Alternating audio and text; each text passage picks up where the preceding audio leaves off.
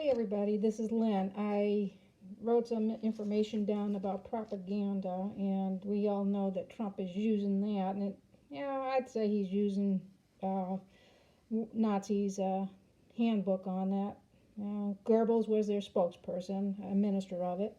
Anyway, in history, governments have used propaganda as a powerful tool for drumming up support for wars among its citizens. During World War I, it was no different. Britain and Germany relied on sensationalistic headlines that portrayed the other side as monstrous and barbaric. While in America, we use propaganda to convince our citizens that German ancestry supported war efforts. All countries use propaganda to paint a portrait of military superiority. As a result, Germans were depicted as mad brutes. German American citizens faced widespread persecution. In general, propaganda was used to generate feelings of patriotism and support for the war effort and to recruit volunteers for industrial work. In Nazi Germany, propaganda within Nazi Germany was taken to a new and frequently perverse level. Hitler was very aware of the value of good propaganda, and he appointed Joseph Goebbels as head of the propaganda ministry.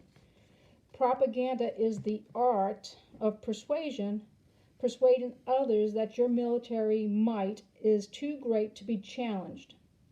Goebbels' title was Minister of Propaganda and Enlightenment.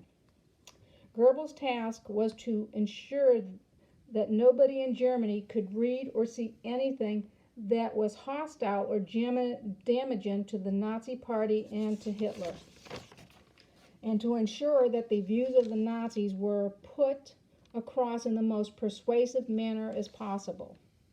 For success, Goebbels worked with the SS, Gestapo, and Albert Speer.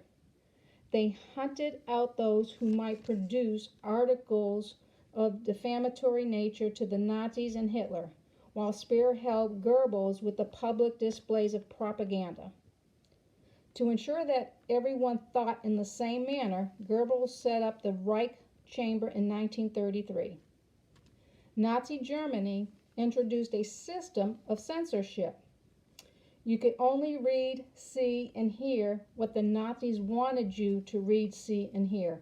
In this way, if you believed what you were told, you wouldn't question it and you would believe everything that was said.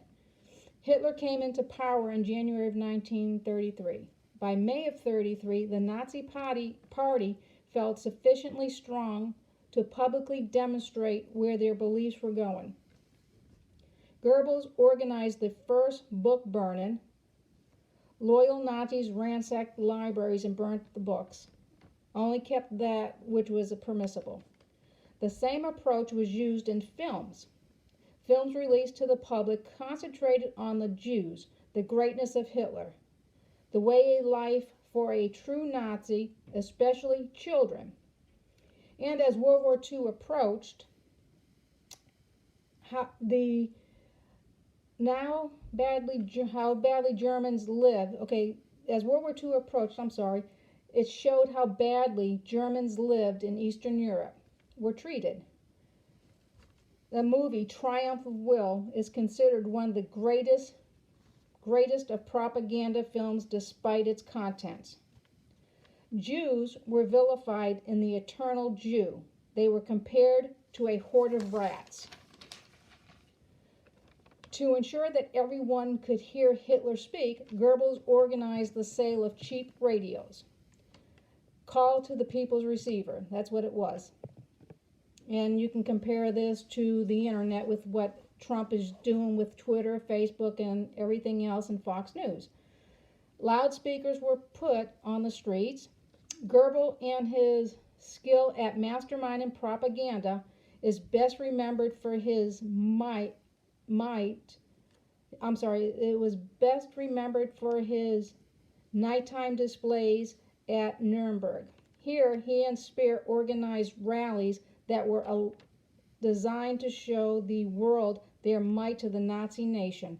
You can compare this to the rallies that Trump has and his supporters. Okay, propaganda is not an end in itself, but a means to an end. If the means achieves the end, then the means is good. The new ministry has no other aim than to unite the nation behind the ideal of the national revolution. That is a quote by Joseph Goebbels.